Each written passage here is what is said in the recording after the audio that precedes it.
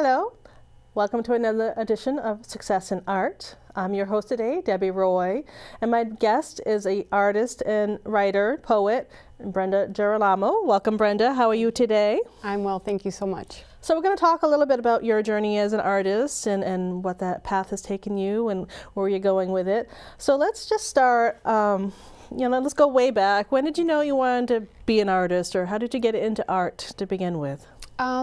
Well, I've always been somewhat artistic. My sisters and I were always somewhat artistic, but I can't say as though I had this idea that I had to be an artist. It wasn't until probably my senior year in high school that a representative from a local design school came in and was presenting to the senior class, and that's when I knew, when I saw an illustration that was just really beautiful, that I said, I want to learn how to do that, to take the ideas in my head and put them down on paper. So it wasn't until my senior year that I kind of knew it was a path that I wanted to go down. Yeah, so it was like a counselor that came in and talked about some career choices? Or? It was actually a representative from the school. It was called the School of Advertising Art, and it was in Kettering, Ohio. And he was promoting his school. It was only 3 years old at the time. It was a 2-year program, and it gave kids an alternative rather than the 4-year school. And so I was probably maybe the 3rd or 4th graduating class from that. So it was an associate's program in design. So it was like a poster and illustration that he showed you at that? Yeah, they did have some ads. Since it was advertising art, it was learning how to take ideas and create a design or sell products. But it was also, we had figure drawing classes, we had illustration classes. Oh, good. But it wasn't specifically for learning illustration. So I had more of the design and production side of art. That was way before computers. Yeah, no, I started with Photoshop 0, and that seems like that's the path that they kind of directed you in those days. It's like, you want to be an artist, take commercial art.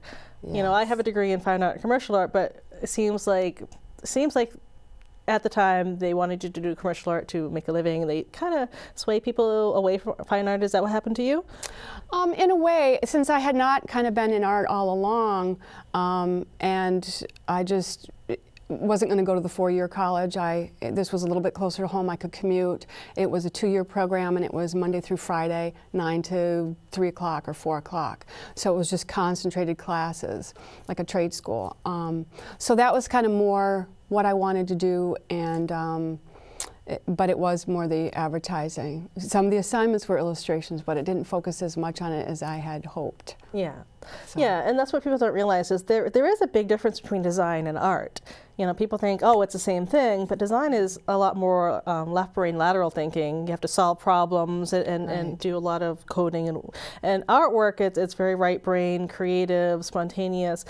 There's a little crossover, but it's not the same, and it's interesting that you went along that journey too. Yeah, and like I said, I didn't have something set that I wanted to be. Growing up in my household, my parents always said you could be anything you wanted to be. So I didn't have anything, like I have to be this or I have to be that. But I loved the colors, I love the art, I love poetry, I love playing with the difference of words. And so, yeah, I went into the 2-year school, and from there went on to textbook publishing and advertising, and so various jobs. Yep, some more design and layout, some graphic design, website design maybe? A little bit, yeah. A little bit of that. Okay. And so you were in that field for how long were you? Probably about 18 years, and I had traveled around a little bit. I've had a very kind of unconventional path.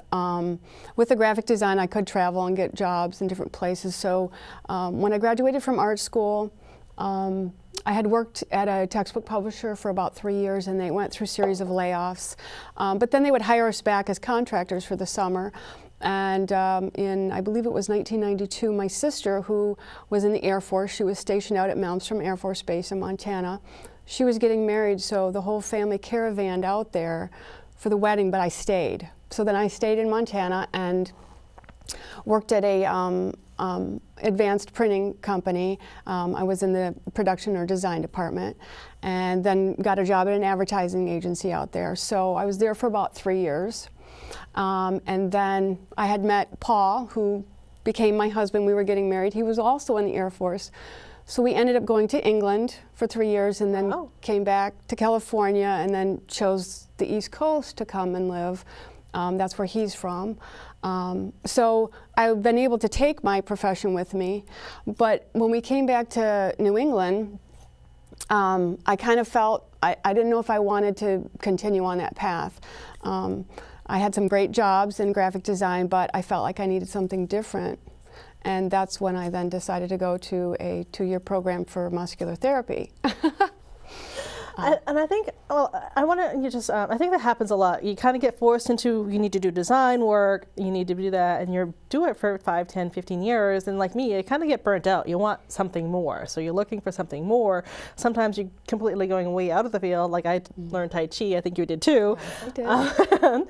But it's just interesting, that path. What advice would you give students looking for art? They want to be an artist.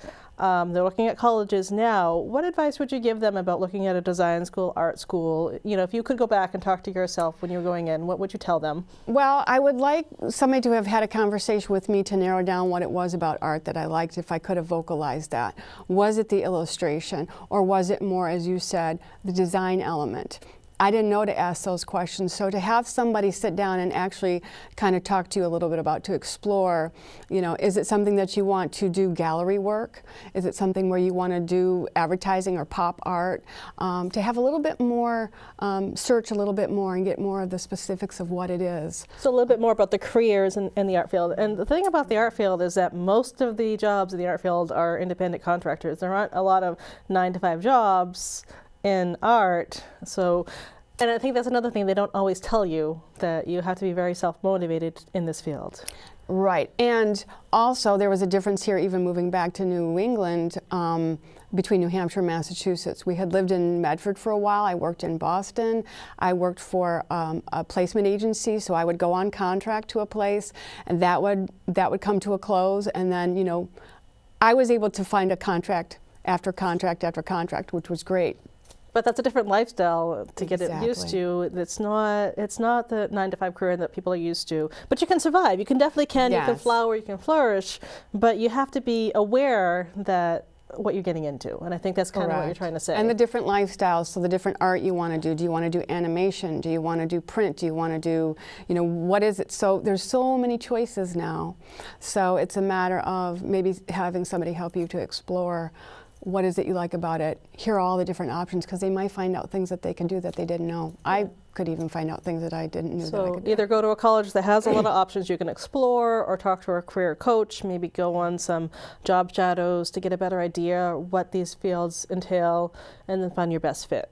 Correct. Okay. Yeah. So you kind of ended up where I did. You did design for 15, 20 years, and you're unfulfilled, and then what happened? Well, I had gone to school. I'd been going to school for muscular therapy, and I have to say my last job that I had in graphic design was a really kicker job. It was with Atari, so we were doing the package designs, and so that was in Beverly, Massachusetts, and then they closed their doors. They laid everybody off. So it was one of those things where along the way I kept getting the nudge to go do something else. And I didn't even really go to school for muscular therapy because I wanted to be a therapist. I went because I felt like it was authentic to what I needed in my life for balance. And I love to learn about the human body and the anatomy, the physiology. So I did 2 years of that school. It was 1 evening a week and all day Saturday. When we moved up to New Hampshire, the last place I was working was I could work from home. It was for a textbook publisher in Boston. And then they stopped outsourcing. So that's when I knew at that moment, okay, so now let's pursue maybe something in, you know, muscular therapy. So my art sort of took on a different role. I've always been doing it. I've designed my own business cards, my own website. So I kind of do a little bit of everything. So I'm my own bottleneck too. So I don't have a web designer or a graphic designer to do. So I think many of us, we kind of dabble a little bit of everything, but that's what makes us artists, I guess. So when I'm working on something, sometimes the therapist is like, is my business card done? And the designer's like, not quite, I'm still working on it. So, so it's just kind of interesting to have all those facets that I can take care of. So I still do a lot of art. I'll still take on some jobs, whether it's, you know, logo designs or business cards for people or promotions, marketing. I don't necessarily seek it out, but I still do a lot of art. So So I was doing the massage therapy. I was in with a chiropractor in Salem, working for myself but renting space. Been doing that for 8 years, but probably I'd say in 2008 is when I started to kind of want to develop more of my writing skills, and that's when I started a personal challenge, which then led to the publishing of my book. So I didn't set out to do a book. Again, it just kind of, my path took me there. So I think that's interesting. I think a lot of writers start with a blog, say, oh, I'll do a post a day or a post a week, and I'll challenge myself to do that. And I think a lot of books come from that compilation of work. Is that something similar that happened with you? Exactly, because I think sometimes thinking of writing a book is too big and too overwhelming. So, you know, let's not go there. Let me just write one thing per day for a year. And I had friends, family, colleagues. There was probably about 50 people that said, yeah, I'll be willing to read what you write, and receive that extra email a day. And so I had no idea what I was going to write. This was really, you know, after years of reading books, and it really kind of mostly centered around spirituality or self-healing or self-care. So I'd read a lot of books through the years, and I thought, maybe I have something to say about it too. So that's when I started writing one thing per day as an inspiration, just to see what was inside. Well, that's also, it sounds like you're kind of on a journey, kind of exploring. That's another great outlet for writing, is to find out where you are, where you're going. It sounds like maybe that's what you were also working on at the same time. Yeah, because I had no idea what I was going to write about either, which was a little scary because I promised everybody I'd write something every day. So I didn't pre-write it the night before or rewrite things. I just sat in the morning and I was like, okay, this is my time to write. What am I going to write? And then I would just let the inspiration come, and I would try to put it into words as best as I could. And sometimes I was really surprised about what I wrote and would read it later in the day and interpret it totally different than the experience I had in the morning. So it was exciting and at the same time scary.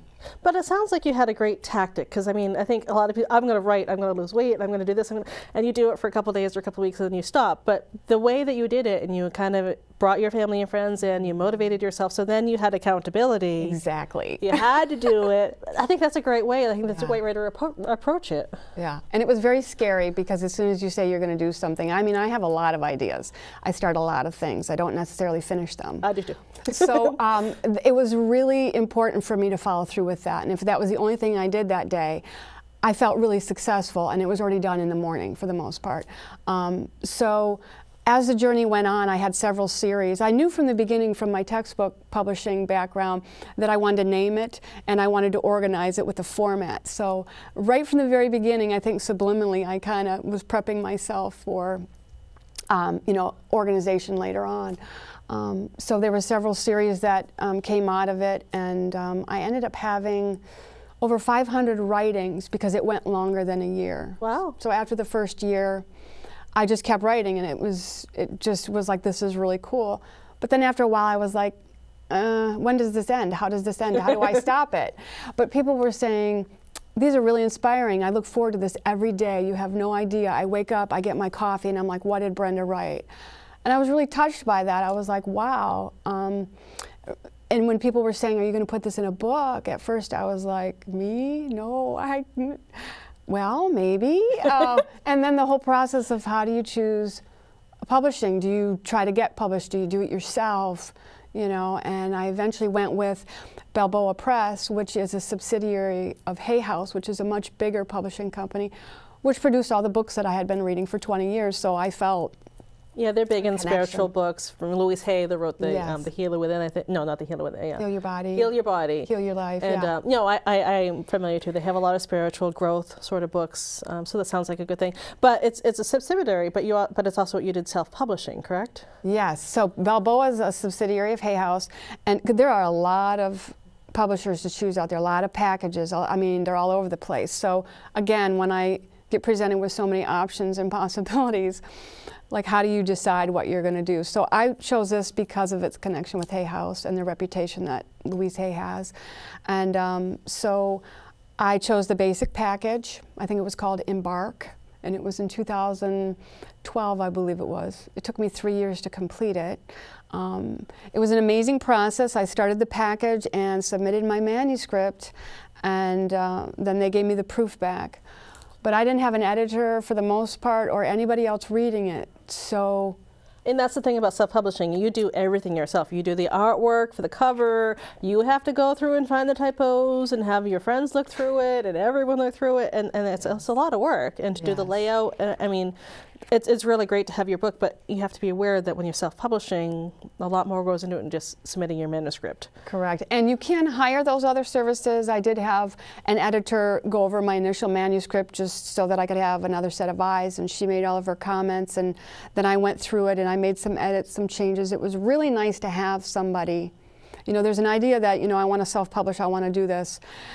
But then when you start the process and you think about possibly anybody anywhere reading your book, you're like, ooh, I want to think about how this is going to get out there and what I'm saying. And so I got a little overwhelmed with the process, and it took me a lot longer. But the representative there, her name is Stacy Kern, she just would call me and just do her peppy check-ins. She's like, I'm not pressuring you, you're good, it's all I just want to let you know, just checking in. So there were times when I pulled back and stopped the process a little and lost my momentum, but she would always call and I'd be like, okay, again, accountability. So you pick a package, and I'm guessing you pay them some money up front. Mm-hmm. Is there a time limit of when you have to do that by, or how does that work? Well, some companies may have that. At the time, Balboa didn't have it. They said, this is your pace, this is, you know, I took 2.5, almost 3 years. Yeah. And I just had to finish it because it was time for me to finish it, but I don't know how long they would have let it go. So yeah, no, it's really all your own regulation, self-regulation on that. So, again, I wasn't the longest. Unless your family, unless your friends have everyone read it and reread it. And so your book is called Psalms of the Dragonfly Turtle, and this is your artwork on the cover. It is. So can you tell me a little bit about the book and what's in it? So you have your inspiration that you wrote in your journals, but what are they about? Well, mainly it's about sort of sorting myself out and finding out what I think about life, and you know, being raised with a particular religion or set of beliefs or values. You know, as you start living your life, you get other experiences, and sometimes it's hard to allow yourself to explore other perceptions of things. And this was really my exploration. I think I call it a slow journey of a baptism of discovery for me into what I think about life and what inspires me most. And so it was really kind of drawing from my own authentic experience versus just taking what had been handed to me, which can be very scary when you pull away from your traditional beliefs or you explore other things from those beliefs, because you sometimes have a sense of loyalty to what you were brought up with. Yeah. So exploring something different was a little scary, but it was really an amazing process. Yeah, and it's also very raw and it's personal because you're digging down deep. So how do you handle, I'm sure once you get this out there and you've gotten amazing feedback from your family, but when you get it out to other people, how do you handle the feedback? What's that been like? Well, the cool thing about that was when I was writing the front matter of this, I switched it probably 5 or 10 times, depending on where I was. And in there I write that I realized that these inspirations were not mine to hold, they were mine to share. So I'm going to just put it out there, and some people may be drawn to it, some people maybe not, but it's okay. And just as I would like to be able to discern for myself what is in line with me. So if somebody doesn't agree with it or somebody doesn't like it, I'm like, I accept that, because I'll find the people who naturally connect with it. Yeah. That's the way spirit works. But that was a fear throughout the whole process, because I really felt I had to defend everything I wrote. And then finally, when I decided on this last round of front matter of how I wanted to frame the book, I said, no, this is it. This is just putting it out there. This was my experience. So they're like postcards, I say, of a journey, just as if you went on a vacation or a journey and you have snapshots.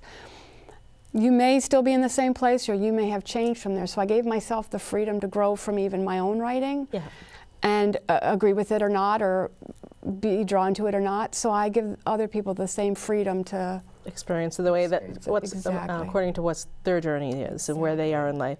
So I imagine it's kind of like an artwork. You want to hold on to it. Like when you're drawing a piece of art, it's tweaking, but it comes to a point you have to let go. You have to be done. You have to put it out to the world. And I'm sure the response has been great.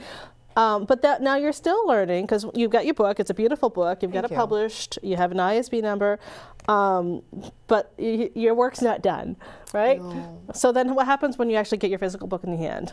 So, of course, the publisher is there to help you, and they say, well, what do you have for promoting it? And, you know, there's packages and packages you can buy, but I kind of really wanted to savor my accomplishment. And I think another side of the story is that there's not always just one path for something to take. You know, one of the, my editor had asked me, you know, do you want to be known as a, you know, a serious poet? Or is this just for friends and family? So the other side of it is just because you publish a book doesn't mean you have to fast track it to bestseller. No. Because you could buy packages, but you got to also be prepared to live that life and go do all those things that it takes to get there.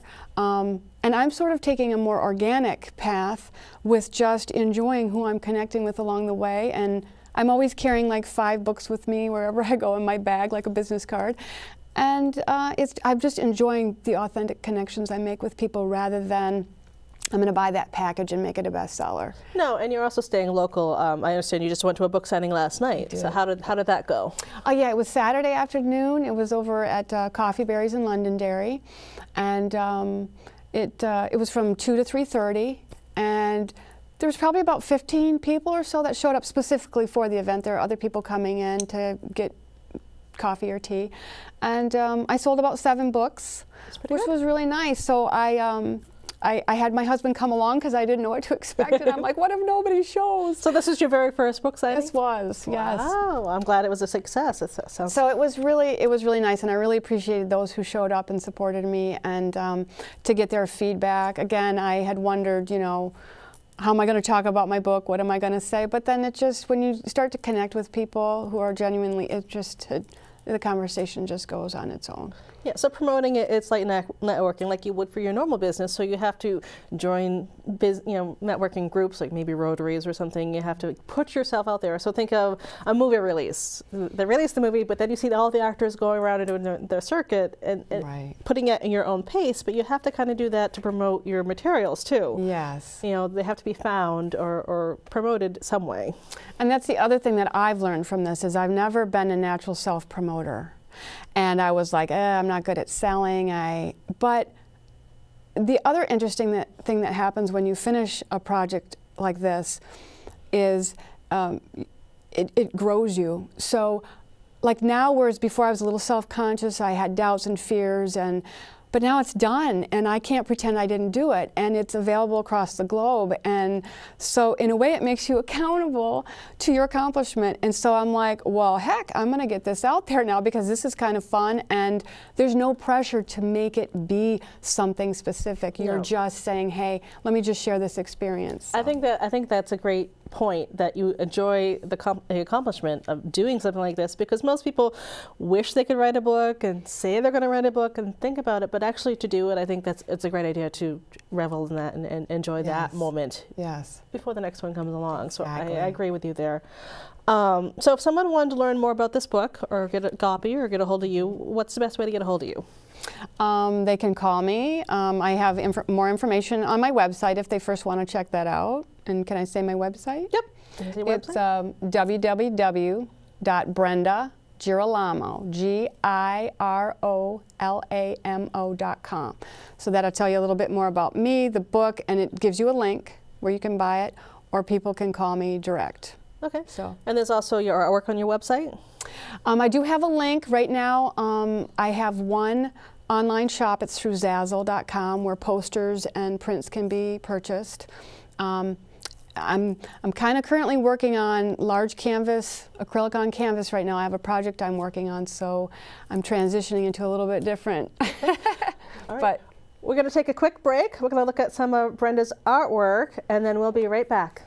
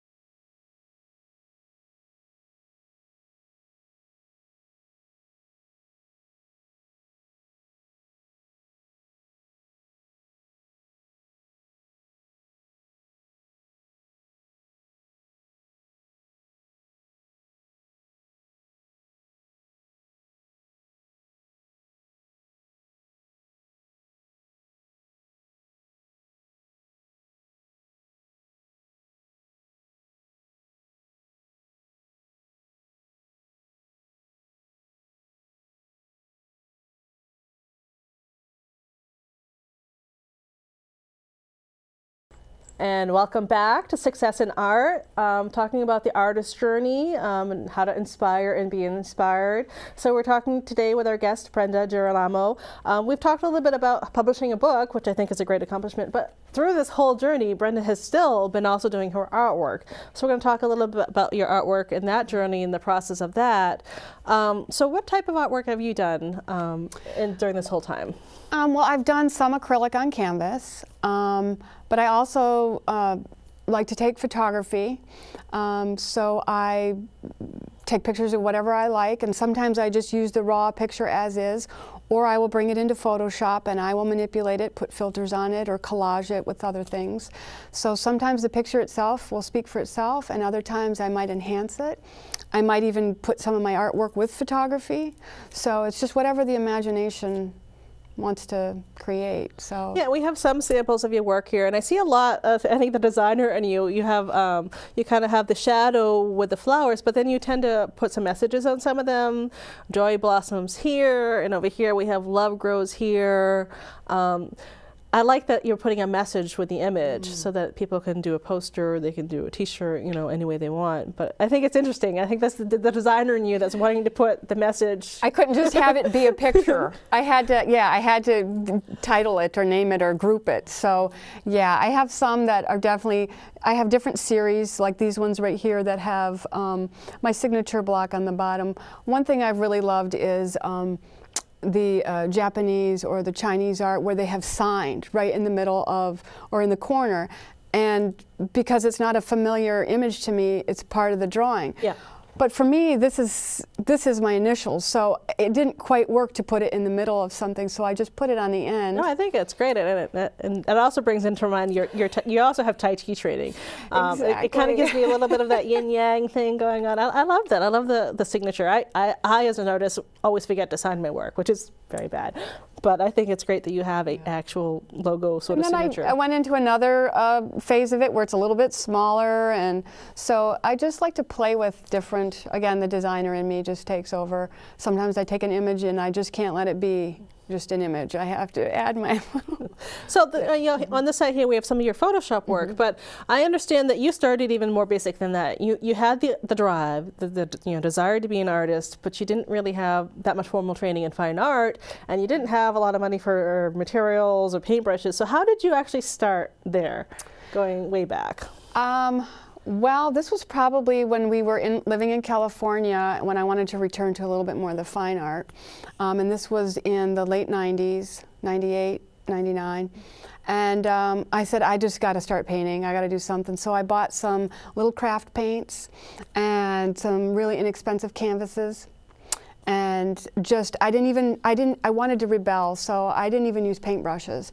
I just cut pieces of cardboard, because that was a whole nother series of art I used to do. I used to sculpt cardboard. So anyway, after I got out of that phase, I used some of these little cardboard pieces and I just dipped it in the paint, and I would just mark the canvas and paint with it and just come up with something authentic. So I wanted to not just start with a traditional brush. I wanted to break away from all the structure of the design and the commercial art, and just be messy. Raw art, Yeah. So. And those were a lot of starbursts and sunbursts sort of things lots that of you color. showed me some. We'll show you some here that they were great. I love that they didn't use a paintbrush. It made me think I want to start painting with my hands or something different, you know, to be unique and to really experience the artwork.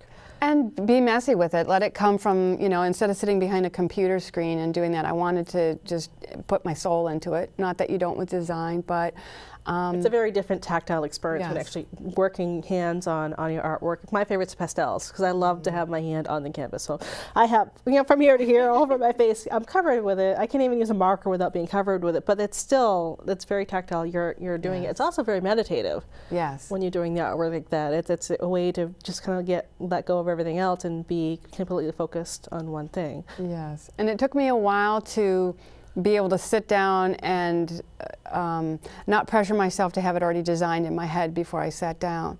So sometimes I oscillate between the two. Something's very abstract or something's very over-designed or designed. So I'm trying to find the balance between the two now, and just kind of have an idea or a theme of something, put a little bit of design into it, but the other day I was just painting and taking lots of different colors and marking it, and came up with a really neat painting that was just like nothing specific, but I thought, well, that was really cool. So, well, I think when you're describing your poems and your poems and your writing, that you'd go back to it and didn't even know where it came from. I think sometimes that happens with paintings too. You'll do a painting that you don't really think much of it at the time, but you'll go back to it maybe a week or a month or years later and wonder where that came from. You know. Yeah, I think that's one of the great things about art and giving yourself that time is to get out of the rational, logical mind and tap into just emotion or energy and just get it out and see that it too can be therapeutic or creative or serve a purpose, as there may be some people that have very left brain jobs and maybe they want an abstract on the wall, or maybe they do abstract things and they want something more designed. So there's a place for that too. And it sounds like you, at the beginning, you just did it for you, just to create something, just to get that, tap into that source and get that out. It sounded like that was kind of your meditation, and you were doing it as you weren't trying to sell it, you weren't trying to put it out and be an artist in the world, but you were just trying to tap into the journey of an artist. Yes.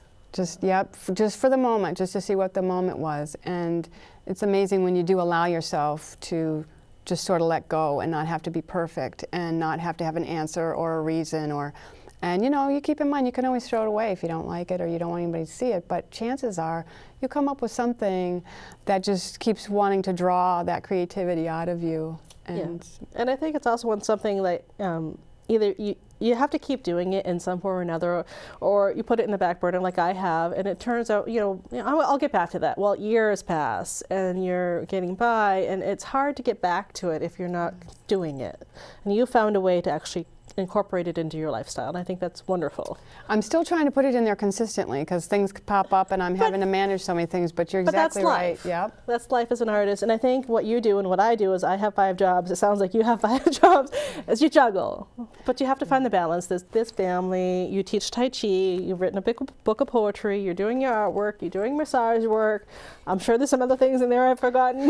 You know? I do wellness coaching, so there's, you know, the health and wellness, and it all plays together because in a way they're all starting to affect each other. Yeah. They're starting to cross over and make like a tapestry of all the different, and it's all about finding that balance inside. Yeah. And making the most of the chaos. Yeah, and I think a lot of creative types do end up doing a lot of those things because A, to make ends meet, to make a living, and to do what we are meant to do, and I think we do a little juggling act. You know, and there are a few very successful people that just are able to do just that, but not really, not that often, and then they have to have a team of people to market their work, because when you're creating something, you still have to get it out to the world. Right, you have to wear the different hats, and you have to be able to switch left brain, right brain, do enough creativity, and then, yeah, you're right, get it out there. So unless you hire somebody to do that, or like you said, you have somebody, if somebody's doing something very specific, say they're doing portraits, or they're doing animals, or they're doing, I tend to be like all over, so I'm trying to manage that all the time. Well, that's the other thing, like, what is an artist? And I know from a very young age we're taught to do just one thing, or to do just one style, and I think creative types have a hard time grasping that. I mean, most of us don't want to do just one thing, and that we need to do a variety of things to get different senses, different interests. Like you, I teach Tai Chi, I meditate, I do artwork, I work with people here at the community station. I think most creatives need that variety. I would agree. I would agree, because there's so many different aspects of who we are, and each one needs to be fed. I always call it the inner crowd. Oh, so yeah. you've got to be able to kind of give everybody something. And I'd say the greatest challenge that I had was always feeling like I had to limit it to one, and know where it was going, and know where it fit, and what is my role. And so now I've gotten to a point, I think probably age has something to do with it too. After a while, you grow out of that, or you just get to the point where you don't want to answer to it anymore, and you're like, I'm just going to take a chance and risk where this is going on its own anyway. And I think that's good, but I think you have to deprogram yourself and be authentic, and then you get there. It's so funny how you go through all these paths and all this winding road, but they all kind of intertwine, and they all take you to where you're going to be, that higher self. Yes. Yes. So it kind of can organize itself sometimes, you know. So. All right. So you've been on a long journey. You've been all over, and you've done a bunch of things. So any idea where you're going now? Just a little idea. I can't see far enough ahead. As I think there's a book out there by Stormy O'Martian that says just enough light for the step I'm on. So I have just enough light for the step I'm on right now, and it's currently just, you know, continuing education in massage. I'm learning craniosacral therapy, which is a very subtle therapy, so I have some, you know, about another year of training in that. The Tai Chi, I'm continuing with that. Yep, it's always learning. And so the wellness coaching, I'm just kind of planning, watering each one of those still. And so my biggest change right now is to just work on the large canvas format, and I'm still, I've started a little bit of it. I have some canvases hanging up downstairs on my wall. I don't have an easel. I don't have an easel. It's just all in my art room. The plastic is up, the canvases are hanging, and it's just a matter of going down there and just Well, I think that's a very important message. Use what you have. You don't need expensive paints. You don't need expensive paintbrushes. You started with nothing, but you just have to do it. You have to use what you have, make it visible so that you can't just put it in the backyard, you know, in the closet and forget about it. Make it visible, make it accessible, and use what you have and just grow from there. Just start it. Just start it. You know, without any expectation. Just do it for the curiosity and the you know, freedom of it, and just start, whether it's writing, whether it's painting, whether it's sewing, whatever it is. Just start with a little bit, and then, you know, normally it just kind of feeds it, and then it just takes on a path of its own. So. Yes, I agree. Any other advice you'd like to give to aspiring artists out there, or anything that we forgot to mention about your journey? I just think it takes a lot of courage and a lot of patience and a lot of self-motivation. So it really, you just really have to draw from what you have inside, follow your passion, give it a chance, you know, and maybe you can't see further down the road, but if you just keep nurturing it, things reveal themselves along the way. So don't be afraid to take that unconventional path. Don't be afraid to talk to people, reach out, and explore it. Yeah, I would just say. No, and I agree. And also realize not everything has to be a success. Some things you do for the sake of doing them and doing them for yourself, not necessarily about selling them, but about going on the journey and growing from there. So it's been wonderful talking with you, Brenda. Thank you for coming on today. Thanks for having me. It's been great.